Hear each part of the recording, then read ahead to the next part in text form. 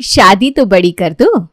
एक छोटे से शहर में मीना अपने पति गंगा प्रसाद के साथ रहा करती थी। उसका एक बेटा था दिनेश और एक बेटी थी काव्या। ए जी, वो कल लड़की देखकर आए थे ना, वो कैसी लगी आपको? मेरी शादी करवा रही हो क्या? अरे चुप रहो जी, कुछ भी बोलते हो। हाँ तो मुझसे क्या पूछ रही हो कि लड़की पसंद आई कि नहीं? जिसके लिए देखने गई थी उससे पूछो। तो आप क्या वहां घुइया छिलने गए थे? अपने पति से ऐसे बात करोगी? जब पति ऐसी फालतू बकवास करेगा तो और क्या किया जाए? अच्छा, ज़्यादा बेइज्जती मत करो। ये बताओ, पूछना क्या चाह रही हो? मैंने आपसे सीधा सवाल किया था, दिनेश के लिए जो लड़की देखने गए थे वो आपको कैसी लगी, पर आपने अलग ही राम कथा शुरू कर दी। ओहो, तुम समझती नहीं हो बात को। निकल पड़ी हो रात को और फिर कहती हो डर लग रहा है। अरे ओ, ज्यादा डायलॉग बाजी ना करो, सीधे मेरे बात का जवाब दो वरना मैं घर छोड़ के भाग जाऊंगी। मेरे कहने का मतलब ये था कि शादी तो दिनेश को करनी है तो लड़की देखना दिनेश का काम है। हमारा काम है घर बार देखना, खानदान देखना और ये देखना कि वो दहेज देंगे या नहीं। लेकिन कल तो आपने दहेज की कोई बात ही नहीं करी और रिश्ता पक्का करके चले आए। अरे इतने अच्छे घर के लोग हैं तो दहेज तो देंगे। कंफर्मेशन के लिए आज एक बार कॉल करके पूछ लूँगा। और वैसे भी रिश्ता तो पक्का करना ही था। हमारे दिनेश की पसंद है आखिर। अगर वो दहेज नहीं देंगे तब भी रिश्ता उन्हीं से करोगे? क्या तुम भी मजाक करती हो? इन मामलों में तो तुम मेरा जवाब जानती हो, मुझे बताने की ज़रूरत ही नहीं है। तभी वहां दिनेश और काव्या आ गए। गंगा प्रसाद ने दिनेश से कहा, दिनेश, ज़रा अपने होने वाले ससुर को फ़ोन लगा कर दो। मैं उनसे कुछ इम्पोर्टेंट बात करना चाहता हूँ। जी पापा, अभी लगा देता हूँ। दिनेश ने फ़ोन लगा कर दिया। हेलो, नमस्कार गंगा प्रसाद जी, कैसी हैं आप? अरे मोहनदास जी, क्या बताएं, जब से आपका रिश्ता पक्का किया है तब से चेहरे की चमक और पेट की चर्बी दोनों बढ़ गई है। अच्छी, ये तो खुशी की बात है। वैसे शादी की तैयारियां कैसे चल रही है? अरे बढ़िया बढ़िया, सब बढ़िया चल रहा है। बस एक छोटी सी फॉर्मेलिटी रह गई थी, वही आपसे बात करनी थी। अरे बताइए, क्या बात है? वो दहेज का हिसाब किताब तय करना था। आप तो समझ रहे हैं, ज़माना बहुत आगे बढ़ गया है, लेकिन कुछ परंपराएं छोड़ने से समाज में इज्जत घट जाती है। भाई साहब, तो आप दहेज में क्या क्या दे रहे हैं? ये सुनते ही मोहनदास की अचानक आवाज़ बदल गई, जैसे उसे सांप सूंघ गया हो। दहेज? पर गंगा प्रसाद जी, हमने तो ऐसी कोई बात नहीं की थी। अरे भाई, शादी में दहेज ना हो तो मज़ा ही क्या। आपकी इकलौती बेटी है और आप उसके लिए दहेज भी नहीं देंगे? फिर पैसा ऊपर ले जाने का इरादा है क्या? देखिए गंगा प्रसाद जी, दहेज लेना और देना दोनों गलत है। हम अपनी बेटी को खुशी खुशी विदा करेंगे, लेकिन दहेज नहीं देंगे। जी मोहनदास जी, आप बहुत सीधे आदमी लगते हैं। अब बताइए, अगर मेरी बहू के पास फ्रिज, टीवी, वॉशिंग मशीन ना हो तो वो किसके घर जाएगी? मथुरा वृंदावन के संतों के पास? और फिर पड़ोसी क्या कहेंगे? देखो देखो, गंगा प्रसाद के यहाँ बहू खाली हाथ आई है। ये समाज ना बड़ी बेरहम चीज़ है भाई साहब। समाज कुछ भी कहे, मैं दहेज नहीं दूंगा। अच्छा ठीक है, चलिए दहेज का नाम बदल देते हैं, इसे शगुन कह लेते हैं। अब बताइए, शगुन में क्या क्या दे रहे हैं आप? गंगा प्रसाद जी, आप समझ नहीं रहे। अच्छा, मैं समझ गया।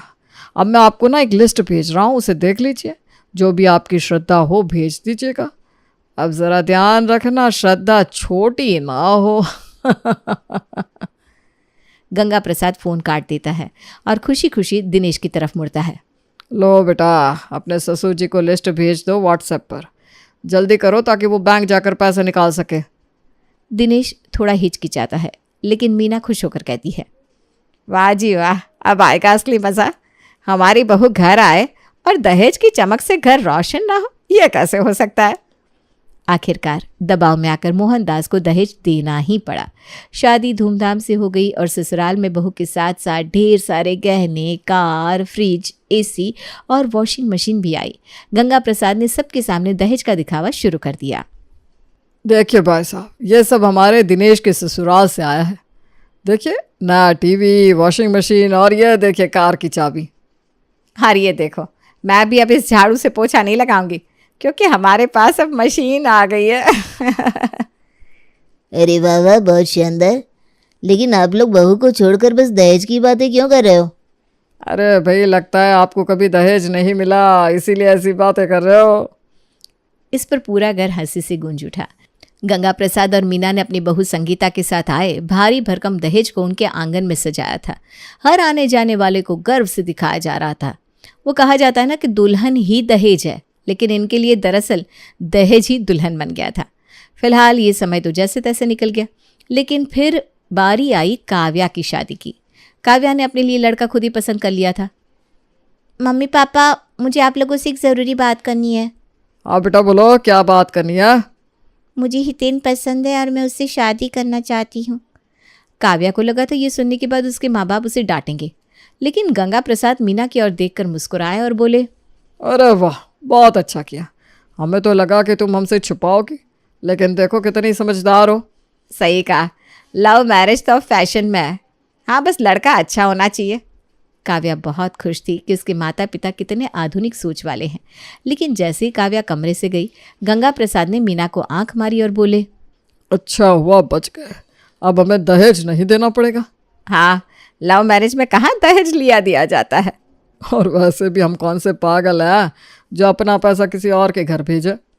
दोनों जोर जोर से हंसने लगे। कुछ दिनों बाद काव्या ने दोनों परिवारों की मीटिंग तय कर दी।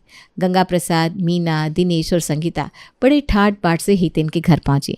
हितेन के पिता राम प्रसाद बड़े ही सादगी भरे व्यक्ति थे। बातचीत हुई, हंसी मजाक हुआ और रिश्ता तय हो गया। सब कुछ ठीक चल रहा था, लेकिन तभी उस बातचीत ने एक नया मोड़ ले लिया। तो फिर शादी की तारीख कब तय करें? आज जल्दी ही तय कर लेते हैं। वैसे दहेज की क्या बात हुई? दहेज? हाँ जी, हमारी परंपरा है, बिना दहेज की शादी कैसे होगी? अरे ये कैसी बात कर रहे हैं? दहेज लेना देना अपराध है। हाँ जी, सरकार भी इसके खिलाफ है। राम प्रसाद को लगा कि शायद ये मजाक कर रहे, तो उन्होंने भी हंसते हुए कहा, अजी, सरकार के कहने से कुछ नहीं होता। हमारे समाज में बिना दहेज की शादी होती है क्या? अरे लेकिन दहेज देना गलत बात है। तो लेना सही था क्या? वो तो अरेंज मैरिज थी। अरेंज मैरिज में तो लड़के वालों को दहेज मिलता ही है। और ये लव मैरिज है। लव मैरिज में लड़की वालों को दहेज देना ही पड़ता है, सिंपल। अरे पर लव मैरिज में दहेज थोड़ी ना दिया जाता है। अरे भाभी जी, प्यार व्यार अपनी जगह, परंपरा अपनी जगह। मेरे पापा सही कह रहे हैं।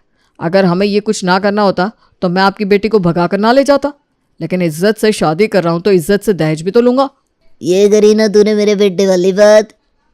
भाई हम तो दहेज नहीं देंगे। देना पड़ेगा। हम नहीं देंगे। मैं लेकर रहूंगा। गंगा प्रसाद और राम प्रसाद के बीच बहस बढ़ती जा रही थी, पर तभी काव्या ने उन दोनों को शांत कराया। अरे बस करिए, आप लोग चुप हो जाइए। ये सब बाद में तय हो जाएगा, फिलहाल रिश्ता तय हो जाए उतना ही काफ़ी है। अब चलो यहाँ से पापा मम्मी। वो लोग घर वापस लौट आए, लेकिन घर लौटते ही मीना और गंगा प्रसाद ने काव्या को घेर लिया। तुम्हारा ये हितेन का खानदान तो बहुत लालची निकला बेटा। काव्या बेटा, तू पागल तो नहीं हो गई? तोड़ दे ये रिश्ता। नहीं, हितेन से प्यार करती हूँ मैं, उसके बिना नहीं रह सकती। तो तू क्या कह रही है, हम दहेज दे? वो आप बड़े लोगों के बीच की बात है। मेरा बस इतना कहना है कि मुझे शादी करनी है तो सिर्फ हितेन से। गंगा प्रसाद और मीना सर पकड़कर बैठ गए। संगीता दूर खड़ी ये देख रही थी और मन ही मन खुश हो रही थी। अब आया ना ऊंट पहाड़ के नीचे। मेरे पापा को भी इन्होंने बहुत परेशान किया था, अब इनकी बारी है। गंगा प्रसाद और मीना अपने घर में आराम से बैठे थे, तभी घंटी बजी। मीना ने दरवाज़ा खोला तो देखा राम प्रसाद और हितेन खड़े थे, हाथ में एक लंबी चौड़ी फाइल लेकर। गंगा प्रसाद ने खुशी खुशी उनका स्वागत किया। अरे रे रे, आइए आइए, कैसी मेहमान नवाजी करे आपकी। बस यूं ही मिलने चले आए, थोड़े गप्पे मारने के लिए। बहुत अच्छा किया। आजकल कौन रिश्तेदार बिना मतलब के मिलने आता है। सब लोग बैठ गए। थोड़ी बहुत इधर उधर की बातें हुई, मौसम पर चर्चा, पड़ोसी की नई कार की बुराई और राजनीति पर बेकार की बहस। तभी राम प्रसाद ने गला खंखारते हुए अपनी फाइल से एक मोटा सा कागज निकाला और पढ़ना शुरू किया। रसोई के लिए एक नई फुल्ली ऑटोमेटिक फ्रिज, एक माइक्रोवेव, एक इंडक्शन चूल्हा और हाँ, एक बड़ी स्टील की अलमारी। ये आपने क्या पढ़ना शुरू कर दिया? अरे रे रे, नहीं समझे आप? ये हमारे दहेज की लिस्ट है भाई साहब। अबे, अभी तक दहेज पे ही अटके हुए हो। मैंने पहले ही कहा था दहेज नहीं देंगे। लेकिन राम प्रसाद ने उनकी बात को पूरी तरह अनसुना कर दिया और आगे पढ़ने लगे। लड़के के लिए एक गोल्ड की चेन, एक ब्रांडेड घड़ी और शादी के बाद स्विट्जरलैंड हनीमून पैकेज। अरे बंद करिए ये बकवास, हम कोई दुकान नहीं चला रहे। अरे अंकल ज़रा शांत रहिए, ये तो बस हमारी फैमिली की परंपरा है। हे भगवान, एक बार सोच रही थी कि हमारा दामाद मॉडर्न निकलेगा, लेकिन ये तो पूरा जमाने से पीछे चल रहा है। बस करिए, चुप हो जाइए। और हाँ, इन्वर्टर भी होना चाहिए, लाइट बहुत जाती है आजकल। अरे ये आदमी अपने कान घर छोड़कर आया है क्या? सुन ही नहीं रहा, बस बोले जा रहा है बोले जा रहा है। काव्या से भी रहा नहीं गया।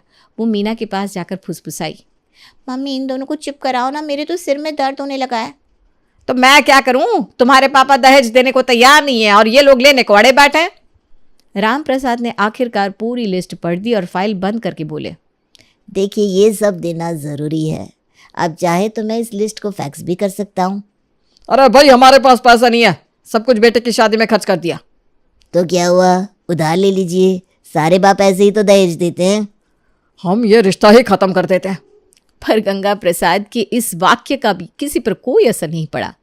पर काव्या खड़े होकर चिल्ला पड़ी, पापा, अगर मेरी शादी हितेन से नहीं हुई तो मैं घर छोड़ दूंगी। घर में सन्नाटा छा गया। हितेन के चेहरे पर हल्की सी मुस्कान थी, जैसे उसे अपनी जीत का एहसास हो गया हो। दूसरी ओर दिनेश ने भी गंगा प्रसाद को समझाने की कोशिश की। पापा थोड़ा झुकना पड़ेगा, आखिर हम लड़की वाले हैं।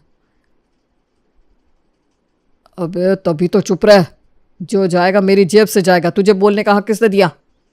काव्या जोर जोर से सिसकियां भरने लगी और बैग पैक करके दरवाजे की ओर चल दी।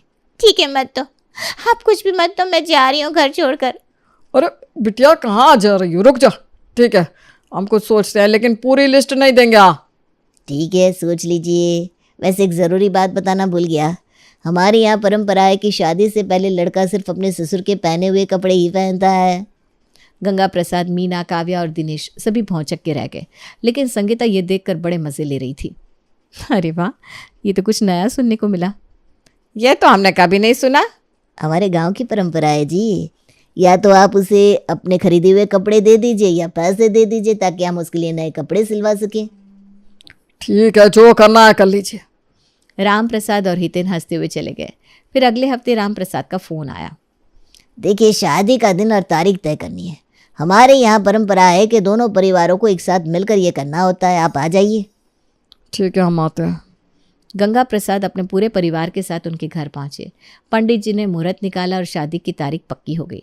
सब कुछ सही चल रहा था, तभी राम प्रकाश बोला, अरे एक ज़रूरी बात बताना रह गया। हमारे यहाँ परंपरा है कि बहू नई कार में ही आती है, इसलिए शादी के बाद उसे एक नई कार में लाना पड़ेगा। अच्छा, तो हम कार लाएंगे, काव्या को बिठाएंगे और फिर वापस कार शोरूम में छोड़ देंगे। ऐसा कैसे हो सकता है? लोग क्या कहेंगे? बहू आई और कार चली गई, इससे तो हमारी इज्जत पर बट्टा लग जाएगा। मैं तो कह रही हूँ काव्या, तू घर से भाग ही जा। क्या मम्मी, आप कुछ भी बोलती हो? और कार छोटी नहीं होनी चाहिए। हमारे यहाँ रिवाज है कि विदाई में दूल्हा दुल्हन के साथ कम से कम 4-5 लोग तो आते ही हैं, तो बड़ी वाली होनी चाहिए। ठीक है, मैं ऐसा करूँगा, अभी जाके खुद को बेच दूंगा कहीं, उसके बाद जो पैसे मिलेंगे उससे बड़ी कार ले आऊँगा। उन लोगों ने गंगा प्रसाद की बात को मजाक में उड़ा दिया। गाड़ी में बैठते ही सबने राहत की सांस ली। अबे ओ ड्राइवर, जल्दी चलो, जब तक ये लोग कोई और फरमान जारी ना कर दे। वो लोग अभी चले ही थे कि फ़ोन की घंटी बजी। स्क्रीन पर चमकता नाम देखकर गंगा प्रसाद की प्रेशर में फिर से उबाल आ गया। राम प्रकाश। अब ये क्या नई आफत लाया? अरे गंगा प्रसाद जी, बड़ी ज़रूरी बात बताना भूल गया। अब क्या पूरा बैंक अकाउंट ही ट्रांसफर करवा दे? नहीं नहीं नहीं नहीं, छोटी सी परंपरा है। हमारे यहाँ शादी में लड़के के घर की सभी महिलाओं को सोने का एक एक सेट देना पड़ता है। अब ज़्यादा रिश्तेदार तो है नहीं, मौसी और बुआ है बस। ये क्या, हमारी कोई औकात नहीं है सोना वोना देने की। तो इसकी बुआ शादी होने नहीं देंगी। हाँ, गंगा प्रसाद के हाथ से फ़ोन छूट गया। उसका माथा चकराने लगा और उसने झटके में कार का दरवाज़ा खोलकर बाहर कूदने की कोशिश की, लेकिन दिनेश ने उसे कसकर पकड़ लिया। पापा पागल हो गए हो क्या? शादी करवाने चले थे, खुद की 13वीं तो मत करवा लो। अरे बेटा, मैं अब इस शादी में नहीं, सीधे हरिद्वार ही जाऊंगा और सन्यासी बन जाऊंगा। अरे पापा जी, इसमें इतना परेशान क्या होना? दहेज का तो वैसे भी आपको बहुत शौक था। हाँ, देने का नहीं लेने का। घर पहुंचते ही गंगा प्रसाद अजीब अजीब हरकतें करने लगे। कभी अपने बाल नोचते, कभी दीवार से सिर मारते। अजी आप ठीक तो है? हाँ एकदम बढ़िया हूँ, बस सोच रहा हूँ तुम्हें भी गहनों में तोल दूँ। अरे पापा थोड़ा पॉजिटिव सोचिए, शादी में लेना देना होता ही है। ज्ञान मत दे मुझे, पैसे मेरी जेब से जाने तेरे नहीं। इतने में फिर फोन बजा। राम प्रकाश। अरे अरे एक छोटी सी बात और थी, शादी के बाद लड़के लड़की को रहना कहाँ ये भी तो तय करना होता है। रहना कहाँ है से क्या मतलब? शादी करके काव्या तुम्हारे घर तो आएगी या अनाथ आश्रम भेजने का इरादा है? नहीं नहीं नहीं नहीं, हम मॉडर्न लोग हैं, हम नहीं चाहते कि सिर्फ लड़की अपना घर छोड़े, लड़के को भी अपना घर छोड़ना चाहिए और कहीं तीसरी जगह रहना चाहिए। क्या घर भी हमें खरीद कर देना पड़ेगा? बिल्कुल, मैंने देख लिया है, बस आपको आकर एडवांस भरना है। राम प्रसाद का दिमाग अब पूरी तरह से फ्यूज हो चुका था। उन्होंने झटके में फ़ोन उठाया और पूरी ताकत से दीवार पर दे मारा। हे भगवान, ये तो सच में पागल हो गए। अबे ये शादी नहीं, डाका है डाका। पापा उनकी बात तो सही है, आखिर लड़का लड़की बराबर होते हैं, क्यों ना दोनों को नया घर दिया जाए। अब तू भी इनका ही साथ दे रही है? हाँ पापा, मैं भी ना एक फेमिनिस्ट हूँ। गंगा प्रसाद जमीन पर बैठ गए और आसमान की तरफ हाथ जोड़कर बोले, हे भगवान, या तो मुझे उठा ले या राम प्रकाश को उठा ले। कुछ दिन और गुजरे और तिलक का दिन आया। सब कुछ अच्छे से हो गया, लेकिन फिर हम तो तिलक में रिटर्न गिफ्ट भी देते हैं, ये लीजिए कैश। अरे वाह, पहली बार इन लोगों ने भी खर्चा किया। अरे हाँ, वैसे शादी में जितने लोग आएंगे उनको आप सबको भी रिटर्न गिफ्ट देना होगा, पता है ना? अब गंगा प्रसाद की सब्र का बांध टूट गया। बस अब और नहीं, शादी कैंसिल।